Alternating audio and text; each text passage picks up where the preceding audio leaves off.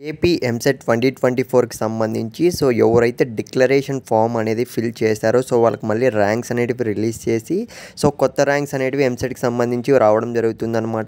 మన సబ్స్క్రైబర్స్లో కొంతమంది స్టూడెంట్స్ అయితే ఇలా అడుగుతున్నారు. మీరు స్క్రీన్ మీద అయితే గమనించండి గైస్.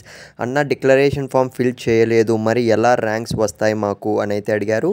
ఇది ఎవరి ప్రాబ్లం అంటే ఎవరైతే అంటే ఇంటర్మీడియట్ సెకండ్ ఇయర్లో ఫెయిల్ అయ్యి ఉంటారు కదా, సప్లీ రాసిన తర్వాత రిజల్ట్స్ వచ్చిన తర్వాత మేము ఇంకా డిక్లరేషన్ ఫామ్ అనేది సబ్మిట్ అయితే చేయలేదు, మాకు ర్యాంక్స్ ఎలా వస్తాయన్న అయితే చాలామంది అయితే అడుగుతున్నారు. చాలామందికి ఈ డౌట్ ఉంటుంది, ప్రతి ఒక్కరికి అయితే చెప్తున్నా. ఎవరికైతే డౌట్ ఉంటుందో వీడియో ఎండ్ వరకు చూసేకైతే ట్రై చేయండి గైస్, వీలైనంత వరకు. ఖచ్చితంగా డౌట్ అయితే క్లారిఫై అయితే చేసుకోండి. ఇకపోతే వీడియో స్టార్ట్ చేసే ముందు కొద్దిగా సపోర్ట్ చేయండి. మా వీడియోస్ చూస్తున్నా కానీ ఎవ్వరు కానీ సబ్స్క్రైబ్ అయితే చేసుకోవట్లేదు. అట్లీస్ట్ మీతోనే మొదలవ్వాలి. సబ్స్క్రైబ్ చేయండి.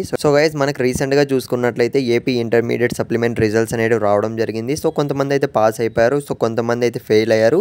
మళ్ళీ రీవెరిఫికేషన్ కూడా అప్లై చేయడం జరిగింది.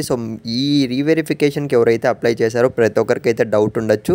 మేము పాస్ అయిన తర్వాత మళ్ళీ మేము డిక్లరేషన్ ఫామ్ అనేది ఎలా మాకు అసలు వస్తుందా రాదా, ఎలా మేము మళ్ళీ డిక్లరేషన్ ఫామ్ అనేది సబ్మిట్ చేయాలన్న డౌట్లో అయితే ఉంటారు. మీరు ఏమాత్రం టెన్షన్ పడకండి. ఇంకా మనకు కౌన్సిలింగ్ సంబంధించి అసలు రిలీజ్ అయితే చేయలేదు.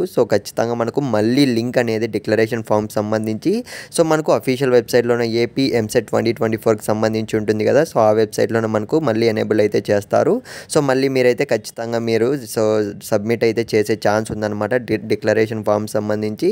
గైస్, ఈ డౌట్ చాలామంది అడిగారు కాబట్టి ఈ అప్డేట్ అయితే ఇస్తున్నా.